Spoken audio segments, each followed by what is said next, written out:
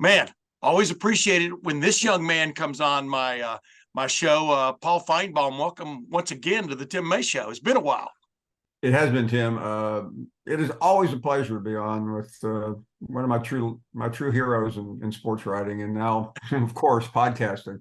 Yeah, one of your true heroes. I appreciate that, man. I think that's false, but we'll get on. Hey, just real quick, Ohio State versus Michigan at Michigan.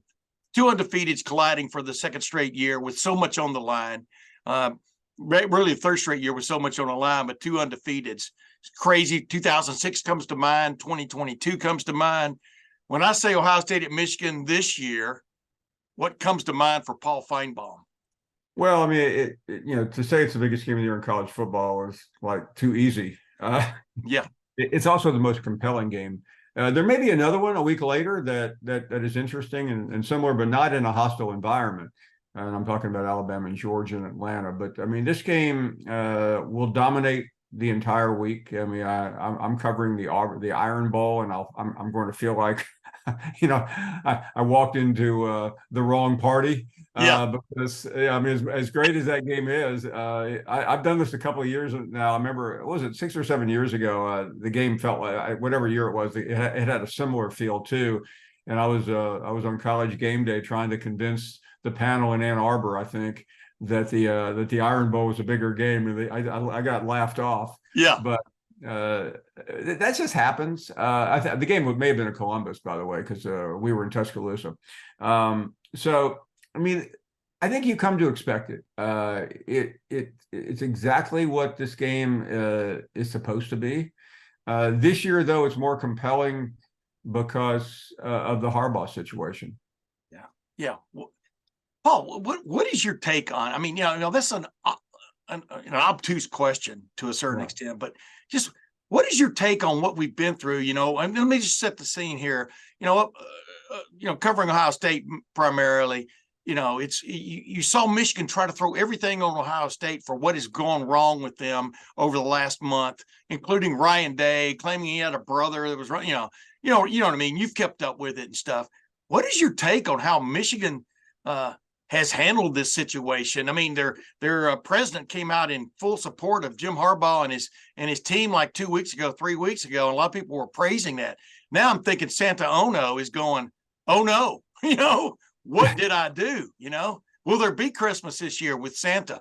I mean, just right on down the line, it's been kind of crazy, but it's funny when the truth comes out, right? When you've got to put your hand on the Bible and swear you'll tell the truth in court, it's funny what that does to a man, right?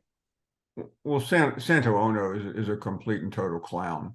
I mean, he ought to go to the game with a clown nose, because I've rarely ever seen a college educator, and we all know he's learned, okay?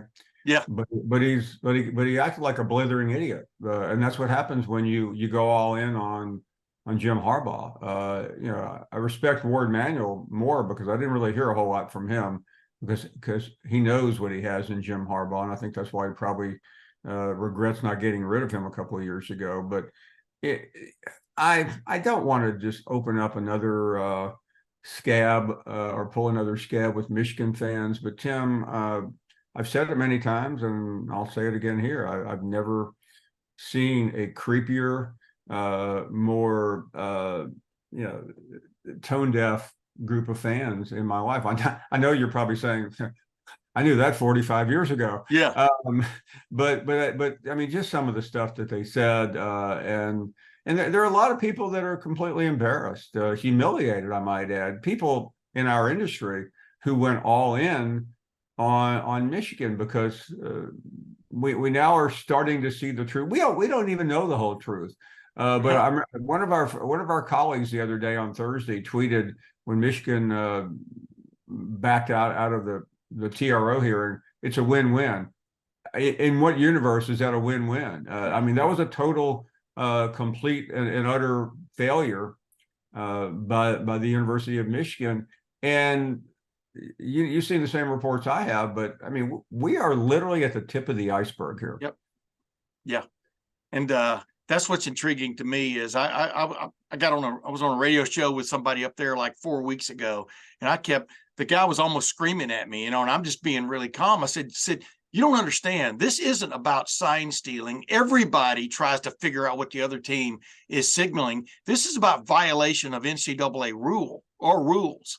And they couldn't grasp on that. And then the other thing I tried to explain to people all along is when the NCAA knocks on your door and you're a coach, administrator, or player at an NCAA school, you're compelled to reveal things and tell them the truth, or you get suspended or you don't get to play. You know what I mean? And it's like they just couldn't see it. I mean, they didn't think it was that big a deal. And I'm just going, it's never the thing that happens. It's the thing that happens when you try to like not let people know what happened, you know? And that is intriguing how they all galvanized, and now all of a sudden there's a capitulation feel, right?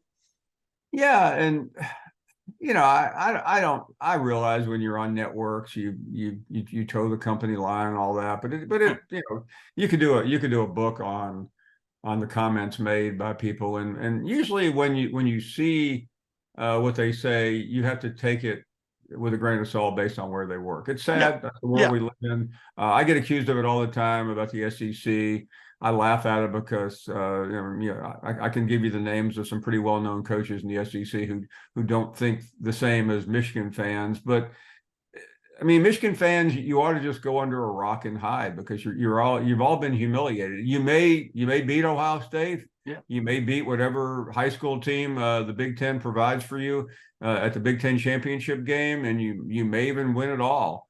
But no one who's objective about college sports is going to seriously recognize you as an untainted champion, because you're not.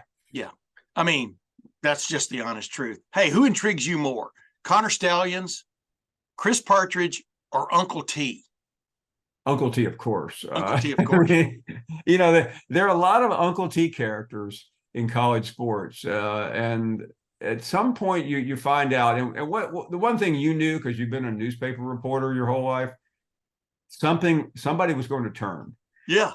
They always do. And that's really Jim Harbaugh's nightmare, for him to try to convince people that, he sat in the big office and had no idea. I mean, football operations, they may be large at Michigan and Ohio State and Alabama and Georgia. There may be all kinds of people around, but the head coach knows everything.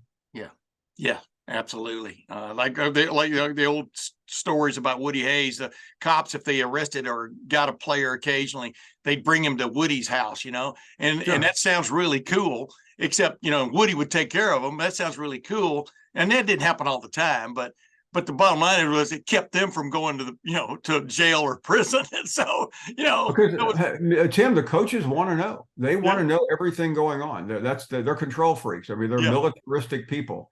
Yeah.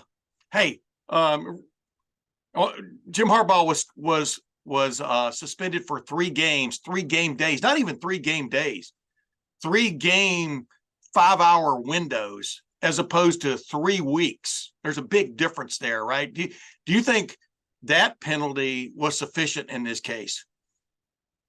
I think it wasn't to the degree that the commissioner really didn't have much room. And I applaud Tony Petitti. I think he's looked exemplary in all this for his first time out. He stood up against that mob. I mean, he knows what they said, and if he has to give the trophy in 2 weeks, what does he care? Yeah. I mean, it just doesn't matter. And I think by containing it, he sent a message, but he also knows that at some point this case will be adjudicated. I don't think Jim Harbaugh will be around when it is, but I won't forget, and you won't forget, and college football fans won't forget. Yeah.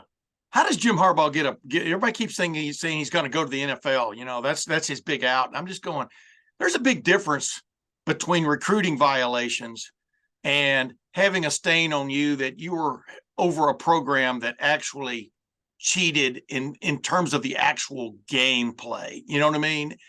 Yeah. What is his out here from your vantage point from afar? Well, I think we talk about the NFL, and I've been out there doing it only because he was successful in the NFL. Yeah. And I think that carries a lot of weight. And Tim, you've met some of these owners. They don't care. Yeah. I mean, they don't care about anything. I mean, these are cold-blooded people who have made billions of dollars the old-fashioned way by destroying their opposition. Yeah, yeah. W. That's what they want. Yeah. They want W's. Just and if you're going to break the rules, they will say, I don't want to know about it. Yeah. All right. Exactly. Last thing I wanted to ask you, like in a boxing match, once the boxers step into the rings, they're basically in their underwear with gloves on. There's no hiding.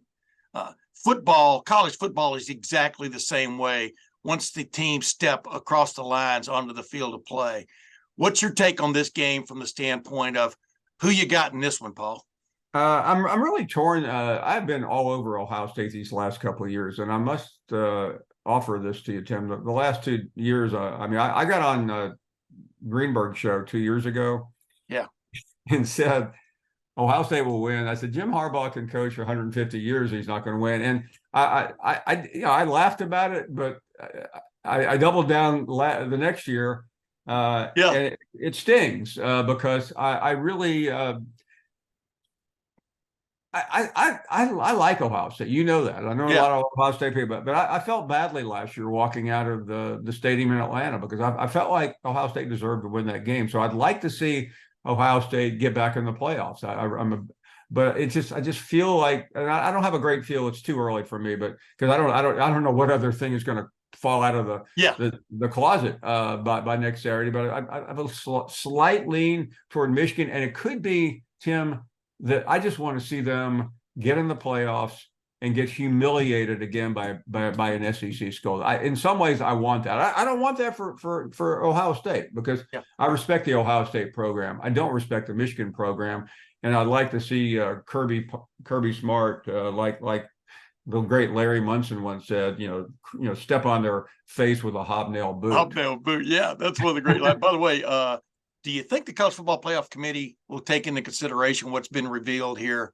I mean, now that Michigan has accepted punishment and they know, will that have any bearing on who their Final Four is? I think, in spite of what they say, I think the only time it will have a bearing is if Ohio State wins the game. I mean, let's say it's a 40-yard field goal.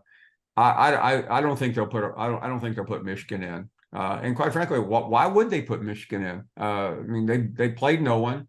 They've done nothing.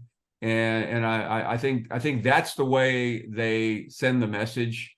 But if Michigan wins, then it's a fait accompli. I mean, they have the singular best win of the year in college football. I think it's a far more interesting conversation if Ohio State's on the losing end by the same number. Feels like we've been there before. Yeah. Hey, one last follow up, and I'll let you go because I appreciate you. You just talked about, feeling good about Ohio State versus Michigan 2 years ago. And then last year, you doubled down. Do you feel like those games in your mind, now that you look back on this whole situation, do you feel like also, well, maybe I don't feel as bad as I did because maybe things were tainted? I mean, how does a fan how should a fan look at this?